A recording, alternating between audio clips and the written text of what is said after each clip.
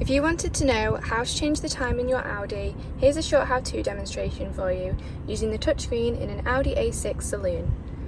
First go to Settings and then go to General. At the top you'll then see the option for date and time.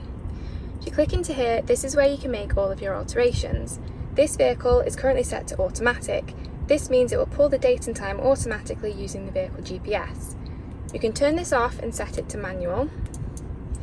You'll then be able to change the time yourself by scrolling through as so. You can also change the date format to whichever one you would prefer. And if you scroll down, you can also choose if you want to view the time in 24-hour format or 12-hour format. You can also use automatic time zone. This means when you drive the vehicle abroad, the GPS system will pick up the time zone that you are in and update the time accordingly.